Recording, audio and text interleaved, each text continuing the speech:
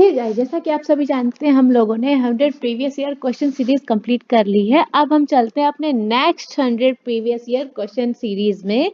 तो हमारा है डे 11। चलते हैं हम अपने पहले क्वेश्चन की तरफ। गाइस, हमारा पहला क्वेश्चन है एलिफेंटा केव्स सीजन, जो हमारी एलिफेंटा की गुफाएं हैं वो किस राज्य में स्थित है। तो गाइस, जो हमारी एलिफेंटा गुफाएं हैं वो स्थित है महाराष्ट्र में। ठीक है, नेक्स्ट क्वेश्चन पे चलते हैं हम लोग। बोला है व्हाट इज बेकिंग सोडा। जो बेकिंग सोडा होता है, आपने अमूमन नाम सुना होगा, वो क्या होता है। तो गाइस, हमारे पास ऑप्शन दिए हैं 4 ऑप्शन में। जो हमारा सोडियम बाइकार्बोनेट होता है, इसको हम लोग known as baking soda, right. अच्छा, ये जो बाकी के ऑप्शंस है, इनके अगर केमिकल फॉर्मूलाज की बात करते हैं, एल्यूमिनियम बाइकार्बोनेट, तो इसका केमिकल फॉर्मूला क्या होता है एनी केसेस। तो राइट गाइस, इसका होता है AlHCO3 का होल थ्राइस, राइट।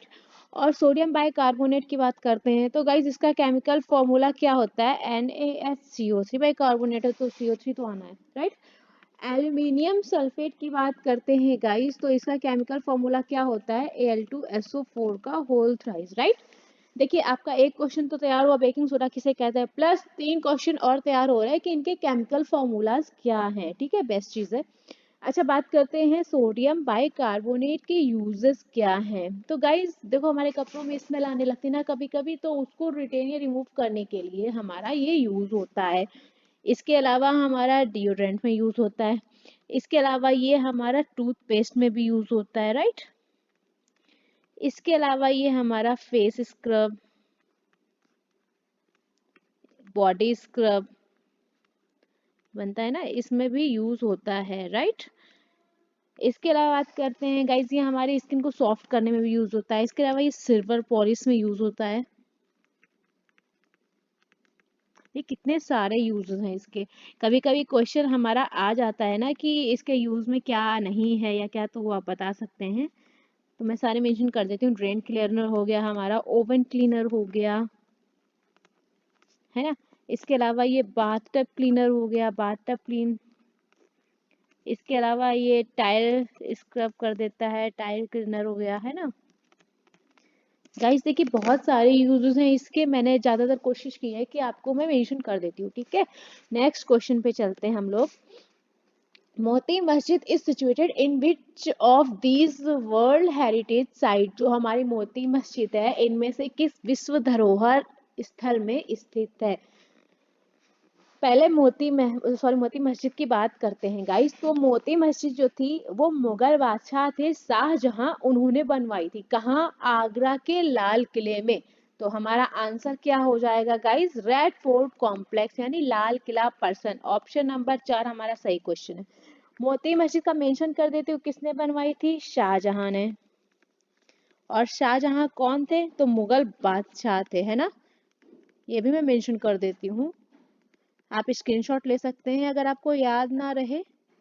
ठीक है, ये हमारे मुगल बादशाह थे, राइट। अच्छा, और क्यों बनवाई थी? तो सुनो, औरंगजेब जो थे हमारे, उन्होंने विश्राम का जो कमरा था, रेस्ट करने का जो रूम था, वहां से लेके मोती मस्जिद तक जाने का रास्ता बनवा दिया था, है ना। चलो नेक्स्ट क्वेश्चन पे चलते हैं हम। बोल रहा है बैरोग्राफ वाज इन्वेंटेड बाय। जो हमारा वायुदाब लेखी है, उसका आविष्कार किसने किया था? तो गाइस, उसका जो आविष्कार है वो किया था लुसियन विदी ने, ठीक। अच्छा, ये बैरोग्राफ होता क्या है? तो ये वायुमंडल दाब में होने वाले परिवर्तन को मेजर करता है, या वायुमंडल दाब में होने वाले परिवर्तन को नापता है, ठीक है। और invented by Lucien Vidie, right. Next question पे चलते हैं गाइस। हमारे पास है the biography of Humayun was written by. जो हमारे हुमायूं थे, उनकी जो जीवनी थी किसके द्वारा लिखी गई थी? ऑप्शन में हमारे पास नूरजहां, जोधा, अनारकली और गुलबदन बेगम। तो गाइस, जो हुमायूं की जीवनी थी, जिसको क्या बोला गया? Biography of Humayun. मैं बता देती हूँ, उसको बोला गया हुमायूं नामा।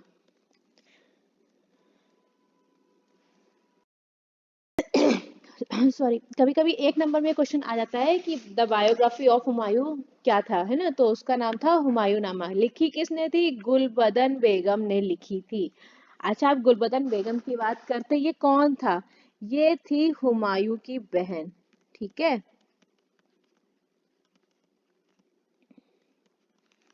और थोड़ा अंदर चलते हैं, इन्होंने क्यों लिखी? तो गाइस अकबर जो थे उन्होंने इनसे अनुरोध किया था, तब इन्होंने हुमायूं नामा ग्रंथ की रचना की। और इन्होंने अपनी मतलब जो याददाश्त या स्मरण शक्ति के आधार पर इन्होंने बाबर और हुमायूं के शासनकाल की घटनाओं का उल्लेख हुमायूं नामा में किया। ठीक है। अच्छा, अब थोड़ा हुमायूं के बारे में जान लेते हैं, जो हमारे हुमायूं थे। कभी कभी क्वेश्चन आ जाते हैं ना अलग से, तो जितना पॉसिबल हो रहा है मैं बता रही हूँ आपको। हुमायूं जो थे, इनका वास्तविक नाम जो था वो क्या था? Any guesses? इनका वास्तविक नाम था नसीरुद्दीन हुमायूं। जन्म कब हुआ था? 1508 में काबुल। पिता कौन थे? बाबर। माँ कौन थी? माहम बेगम। ठीक है, सब मेंशन कर देती हूँ मैं। चलो, भूल जाओगे ऐसे आप लोग। आप चाहे तो स्क्रीनशॉट ले सकते हैं। जो हमारा इनका वास्तविक नाम था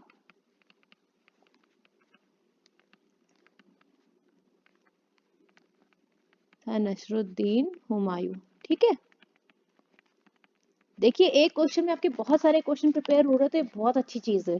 ठीक है। इनका जो जन्म था वो कब हुआ था? वो हुआ था 1508 ईस्वी में। कहाँ? काबुल। ठीक है। इनके जो पिता थे वो कौन थे? पिता थे बाबर। अच्छा, बाबर के बारे में क्या बोला जाता था? ये भारत के पहले मुगल बादशाह थे। मैं ये भी मेंशन कर देती हूँ, कभी अगर क्वेश्चन आ जाता है भारत के पहले मुगल बादशाह, तो हमारे पास ये भी आंसर है।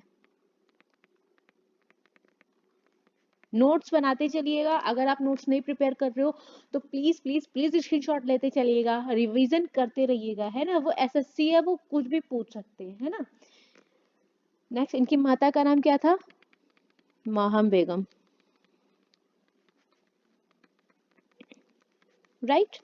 चलिए, अब हम लोग आगे नेक्स्ट क्वेश्चन पे चलते हैं। Which of the following is a classical dance from North India? जो हमारा उत्तर भारत है उसका शास्त्रीय नृत्य कौन सा है? तो गाइस ये सबको पता होगा, हमारे नॉर्थ इंडिया का जो नृत्य है शास्त्रीय, वो कथक है। ठीक है। अच्छा, कुछ और डांस फॉर्म्स की बात करते हैं। वैसे तो मैं अभी स्टैटिक का वीडियो डालूंगी, तो फिर मैं सारे ये स्टैटिक फैक्ट्स डाल दूंगी बना के। पर अभी रिसेंटली क्वेश्चन आ गया तो बात करते हैं। हमारा जो भारतनाट्यम है वो किस राज्य का नृत्य है ना। भारतनाट्यम जो है वो हमारा तमिलनाडु का है। राइट।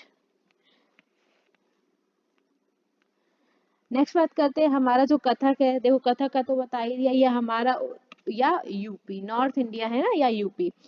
अब बात करते हैं आगे, हमारा जो कथकली है ये कहाँ का है? तो गाइस कथकली है हमारा केरला का। ठीक है। इसके अलावा हम लोग बात करते हैं कुचिपुड़ी। कुचिपुड़ी कहाँ का है? कुचिपुड़ी है आंध्र प्रदेश का। इसके अलावा हम लोग बात करते हैं मणिपुरी की। ये तो ऑब्वियसली सबको याद हो जाएगा ऐसे, ये मणिपुरी कहाँ का है? ये है मणिपुर का। राइट। फिर बात करते हैं मोहिनीअट्टम की।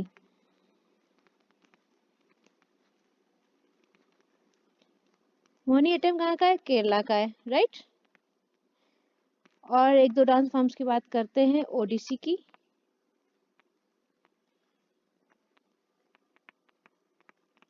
ये भी याद हो जाएगा, ओडिसी मतलब ओडिशा। राइट।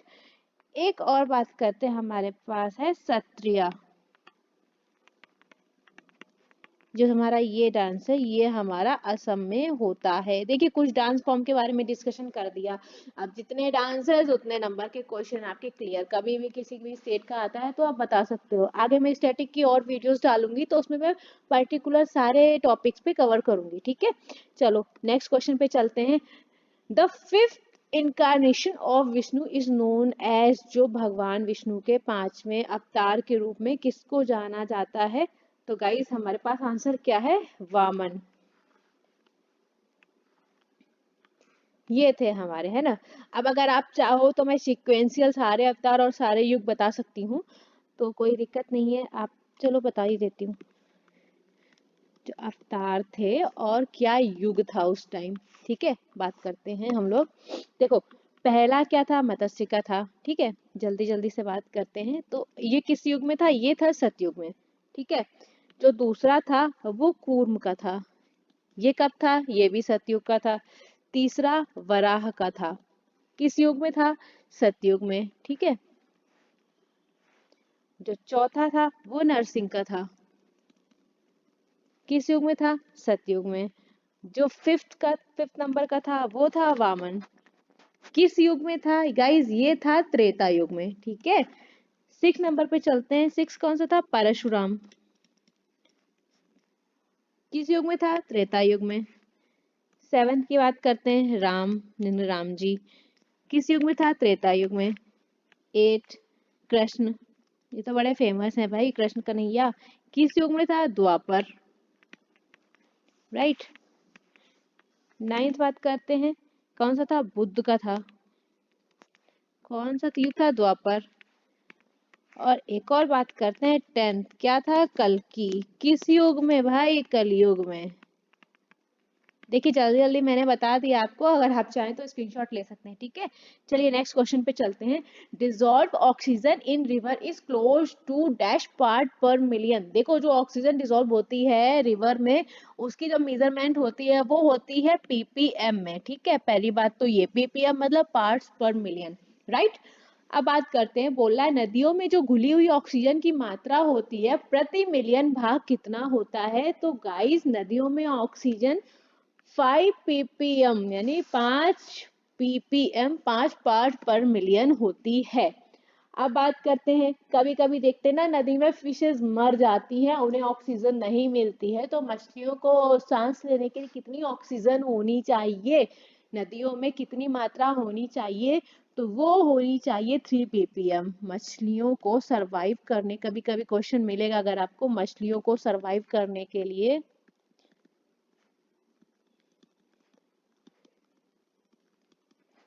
जो ऑक्सीजन है नदियों में कितनी होनी चाहिए?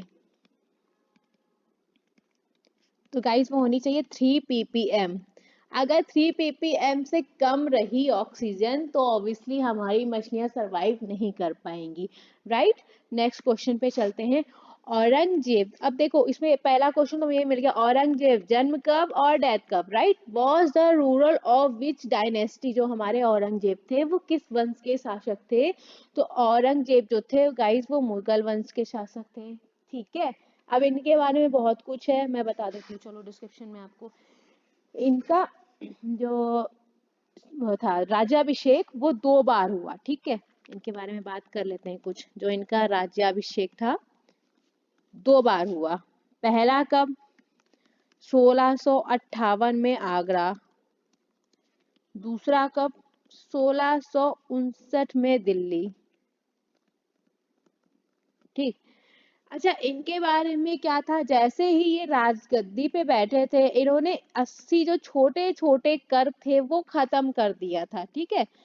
देखिए ये अच्छे राजा थे तो इनके बारे में काफी कुछ अच्छा है।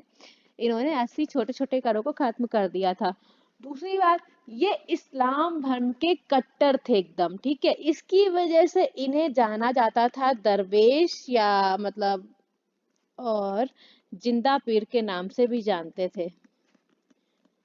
क्यों? क्योंकि इस्लाम धर्म के कट्टर थे। ठीक है। ये भी मेंशन कर देती हूँ, कुछ भूलिएगा नहीं आप लोग। राइट। इसके अलावा और बात करते, इन्होंने बहुत सारे अभियान चलाए थे। अब इनके अभियानों की बात कर लेते हैं एक बार, जल्दी से जल्दी जल्दी कर लेते हैं। इन्होंने कौन सा? जाटों का विद्रोह है ना? कब? 1669।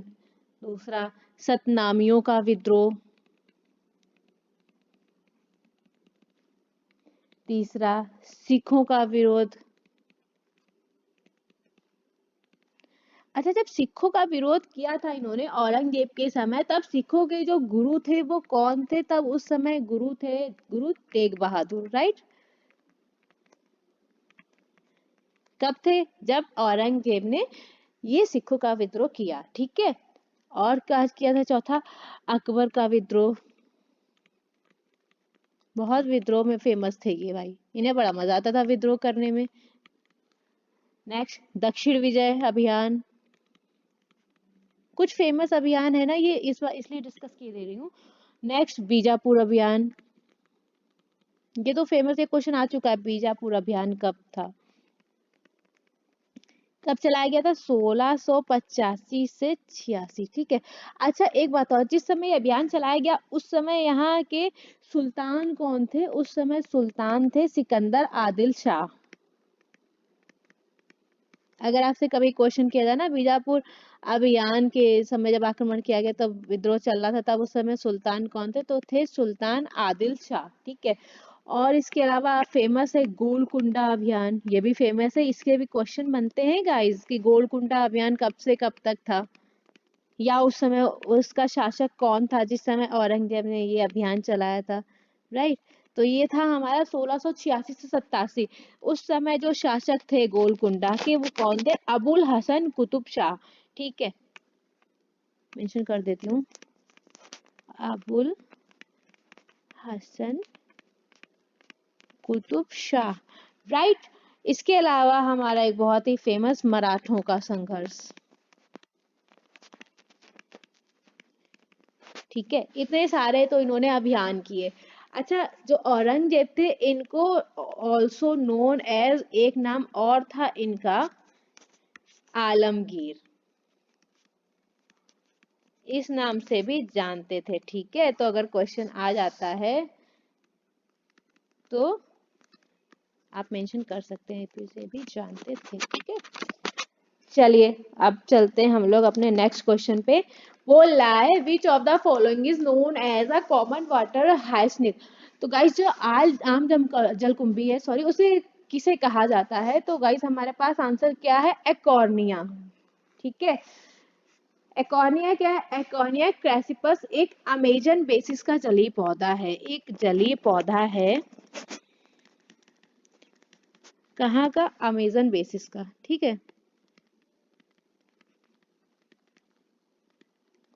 राइट। ये बहुत ही इको फ्रेंडली पौधा है, पहली बात तो ये। अच्छा इको फ्रेंडली है क्यों? तो गाइस इसका काम क्या है, इसकी जो जड़ें होती हैं वो प्रदूषकों को अवशोषित कर लेती हैं, एब्जॉर्ब कर लेती हैं। एग्जाम्पल जैसे हमारा पारा है ना, शीशा है, स्ट्रोंडियम 90 है, या और कार्बनिक जो कंपाउंड होते हैं उन, इसकी जड़ें उन सबको एब्जॉर्ब कर लेती हैं, ठीक है, जो हमारे कार्बनिक कंपाउंड होते हैं, ठीक है। तो ये हमारे इको फ्रेंडली पौधा हो गया। So guys thank you so much, और अगर आपको ये सेशन पसंद आया तो प्लीज लाइक करें, सब्सक्राइब करें और शेयर करें। हम अपने कल फिर मिलते हैं next and previous year question के साथ में। एंड जो भी पढ़ा है प्लीज उसका रिवीजन करते रहें, आप चाहें तो नोट्स बना सकते हैं या आप स्क्रीनशॉट ले सकते हैं। So thank you so much guys, कल फिर मिलते हैं अपने 10 प्रीवियस ईयर क्वेश्चन के साथ में। Thank you.